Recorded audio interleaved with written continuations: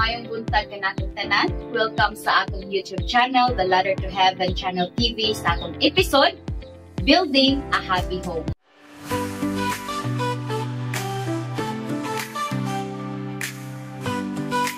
So atong paghisgutan karon about sa family, no, unsa nga para makabaton og malipayon nga panimalay. So before ta nga maghisgot ni ana, akong gihanyo si Brother Orlan alang sa pagpangko. Ito na mamahan, pasalamatan ka na mo, nigtak na, ningadlaw, Diyos. Doon, damong ginailan na wala ang mahimong Ginoo kung wala ikaw sa among kinabuhi. Salamat o Diyos na ikaw ang Ginoo, maghahatag ka na mong kaalam kay balo. Bisan piniyang paisgutan Ginoo, ikaw ang Diyos maghahatag ka na mong lihok. Salamat Ginoo na sa tanan na makakita, makadungog sa imong mensahe, sa imong pulong. Ado na sila Ginoo mapatunan, ado na sila makatunan Ginoo. Ma-apply kini sa ilang kinabuhi Ginoo. Dalaygon ka o Diyos sa wali katapusan. Ang misali kanta kanimo sa pangalan ni Jesus. Amen. Amen. So sa makausap pa, mayong buntag ka natong tanan.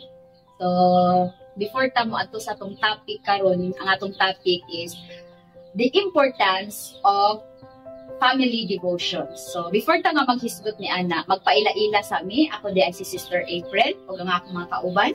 Ako di ay si Sister Risa. Ako si Brother Orlan. Okay? So, atong paghisgutan karon, ang atong topic karong adlaw, no? The importance of family devotion. So, unsa di ay ka-importante, ngano ang panimalay, kinahanglan nga adunay pag-devotion. So, unsa din yung devotions? Devotions is kanang pakig-communicate diha sa Ginoo. Dili lang kay worship, kundi na apo diha ang prayer, na apo diha ang pagbasa o paghinisgutanay sa pulong sa Ginoo. Kay ingon siya diri sa Deuteronomy chapter 6 verse 6 to 7, ingon siya diri nga ayaw gayud ninyo kalimti kining mga balaod nga gihatag ko kaninyo karon. Itudlo kini kanunay sa inyong kabataan, hisguti kini kun anaa kamo sa inyong balay, o kun magpanaw kamo o sa dayon na ninyong katulog o sa pagmata ninyo sa buntag. So kini siya nga verse no nagpa-remind sa matag pamilya nga unsa ka importante di ay nga adunay regular, dili lang kay kana bitong depende sa atong mood or depende kung ganahan ta, pero kung dili unsa di ay ka-importante nga adunay regular kanunay nga pag-devotion sulod sa panimalay. So unsa di ay ang devotion, balikon na ako mo ni siya pagpakig-communicate diya sa Ginoo, no, pag-worship, prayer o pagbasa sa pulong sa Ginoo. So nganong importante man ang devotion sa sulod sa panimalay. So, para sa mo, Sister Risa, nganong importante man yun nga adunay pag-devotions or adunay devotions nga mahitabo sa panimalay? Importante ang devotion sa kapamilya. Tungod kay mao kini ang makapaligon sa pagtuo o pagsalig sa pamilya diha sa Ginoo. Mga importante yun na adunay mga pagahimoon nga devotion o pag-ampo. Ilabi na sa mga kabataan nga kanang makabalo sila nga kanang muday ug mo ampo diha sa Ginoo. Imatod pa diri sa panultihon 22:6, tudluoy ang bata kung unsaon niya pagkinabuhi o hinumduman niya kini sa tibuok niyang kinabuhi. Mga importante gyud nga kita nga maginikanan nga mahimong example kanila. Nga sa panahon sa kalisdanan, moabot ng mga challenge sa ilang mga kinabuhi, kabalo sila kung kinsay duulon. Kabalo sila kung unsaon nga mag-ampo sila sa Ginoo. Mga responsibilidad sa usa ka ginikanan ang pagpamatuto, ang pag-nurture sa mga kabataan sa espiritual nga bahin. Aron nga kung naa sila mga challenges sa kay ginaingon ko na kanina, kabalo sila kung unsay buhaton. Mga usa kini nga makapalig-on sa pamilya ang devotion nga kana bang importante ang devotion sa usa ka pamilya tungod kay mao kini ang makapamalig-on ug ang mga kabataan ilabi na karong panahon nga adunay mga gadget, aduna ko isa ka pamilya nga walay mga pag-ampo devotion nga pagahimuon nga kana isidungo na lang sa ilang mga isidungo na lang tungod kay sa mga kanang mga gadget, mga cellphone, wala na communication, wala na pa naging istorya kay diretso na dayon o subo pa malandungon nga kasagaran gyud karon. Wala na yung mga banding nga nahitabo. Mga importante gyud kaayo nga panaghiusa diya sa pagampo ug sa devotion pagdayeg diha sa Ginoo. Okay, salamat Sister Risa. Ikaw, Brother Erlan, para sa imuha nganong importante man na naay devotions ang sulod sa panimalay? Importante gyud ang mga devotion sa pamilya tungod kay devotion mao kini ang usa ka kining devotion usa kini ka butang sa kabuluhaton na angay gyud natong pagahimuon diya sa atong buhi nga Dios tungod kay mao kini ang kumbaga mao ni ang magpaduol kanato sa atong relasyon diya sa Dios kining devotion kay mao man kini siya ang pakinduol nimo no pinaagi sa mga pag-ampo pakig-istorya nimo diya sa Dios kining devotion o niyang pakig-istorya nimo sa Dios pinaagi sa pag-ampo mandingon ang pag-ampo sa kini ka hinangiban sa mga anak sa Dios sa mga believer angay na mabatunan kay ang pag-ampo as a weapon no unang importante kayo gayud ang devotion mabatunan sa matag pamilya kay pinagi sa devotion ang atong relasyon diya sa Ginoo maduol no maduol nato kay makikistorya man ta sa Dios o ang ato pong pamilya ang atong mga kabataan ato po sila ibanding pinagi sa devotion kay dagan man klase sa pagbanding sa makabanding lang o na mga okasyon no pero kung mag-isgot og mga pag-ampo usahay talagsara kay mulag dili kaayo tagaano importansya ay mag-ihay anang dapat importante jud nga ang pag-ampo aduna kayo'y pagbanding kay mas labing importante na siya no manang pinagi sa mong pagampo mas maduol ta sa pakikrelasyon diya sa Ginoo o mas dagantag katunan no dagantag makatunan na mga maayong butang sa Ginoo kay kining devotion dili man ni kuan siya dili siya dili siya easy buhaton tungod kay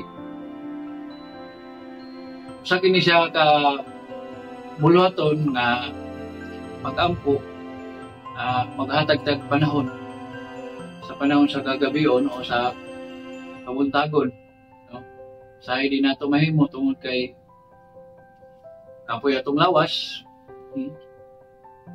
sa di nato mahimo kay mas palabihon nato ang mga butang nga ato kanunay ginahimo no unang dalay ko ng Dios sa iyang kayo dapat magbatunan nato nga aduna tay mas duol nga relasyon sa Ginoo pinagi sa pag duol kaniya pinagi sa devotion sa mga pag-ampo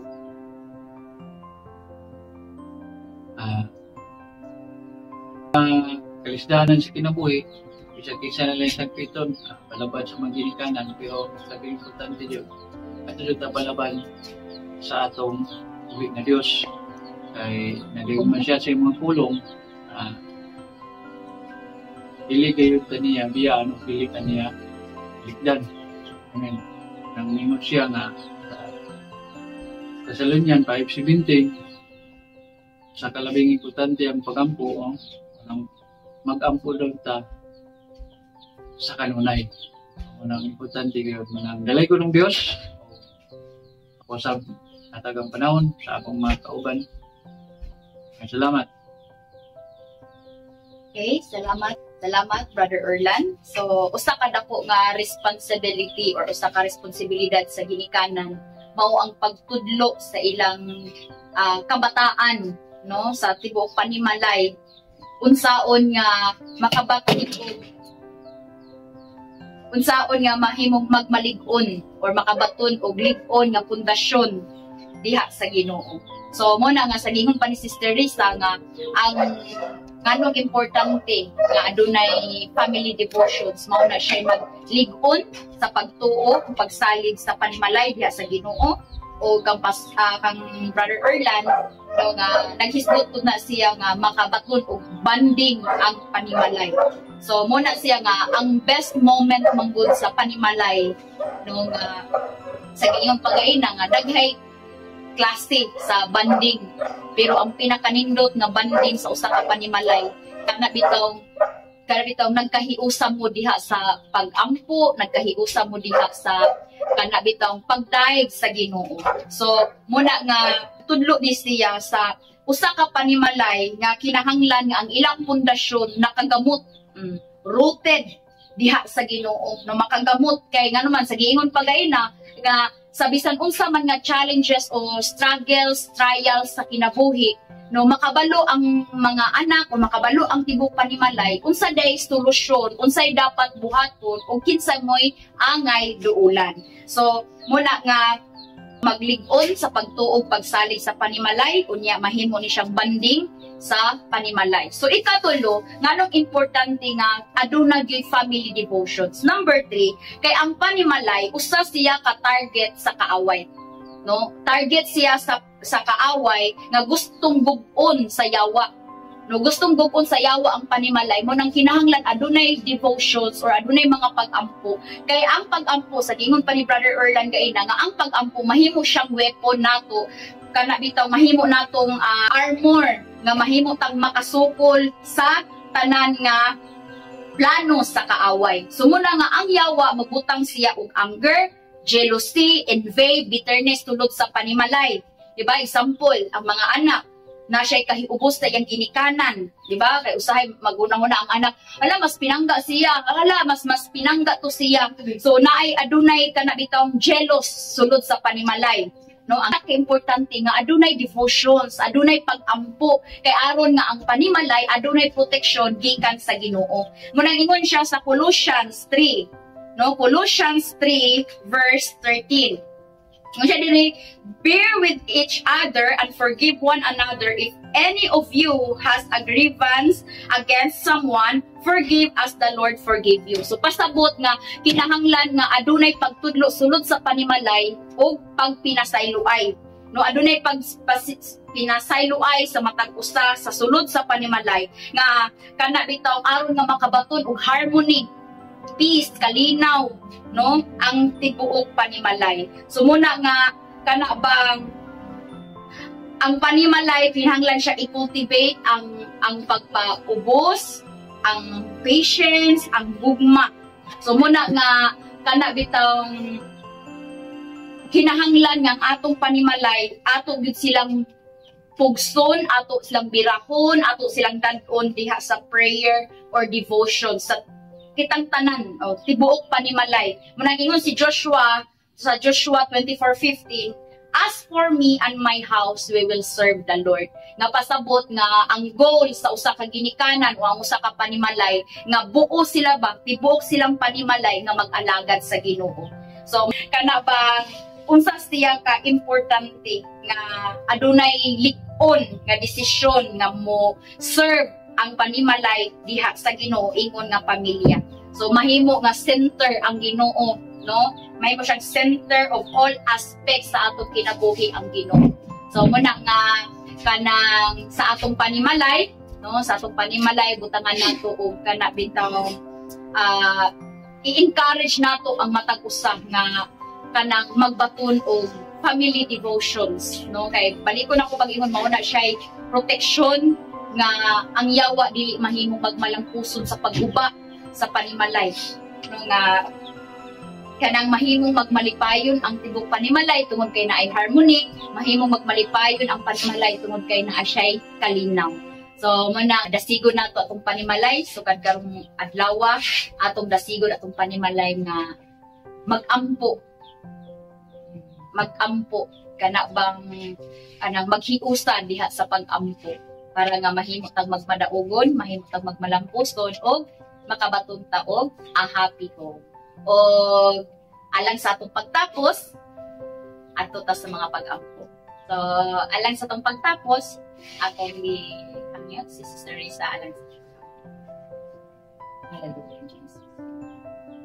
Dalay gunong sinimbahan ng mga Diyos ang mga salamatan ipasinunggan Ginoo ni nga bisan pa man Lord sa pulong nga giniskutan karong tagmaan Ginoo. Salamat Lord nga sa mga naminaw Ginoo nga daghang kami makapunan Ginoo. Salamat nga among masabtan Ginoo Dios ang imong kabukod sa umang kinabuhi. Importante kayo Ginoo ang pag-devotion sa usa ka pamilya Ginoo panaghiusa diha kanimo. Salamat Lord sa imong kaayo. Salamat sa kaalam Ginoo kay imong kanamo kanunay. Salamat Ginoo, ikaw lamang ang pisaligan sa tanan Ginoong Dios ila sa pamilya ni ka panahunan Lord nga tungod sa panghitabo Ginoo sa kalibutan Ginoo nga danlog na gid kaayo napuno na Ginoo sa buhat Ginoo sa mga dili maayo Ginoong Dios. Hallelujah. Ikaw rin Ginoo ang pisaligan Ginoo ni tanan. Salamat Ginoo sa imong kaayo sa matag usa kanamo bisan pa man Lord sa naminaw Ginoo ni among ginahimo Ginoo. Salamat Ginoong Dios sa tanan Ginoo ang pasalamatan ug pasidunggan sa pangalan ni Jesus ang luwas. Amen. So salamat sa pagtan-aw sa pagpaminaw sa atong topic karong adlaw o mayong adlaw kanang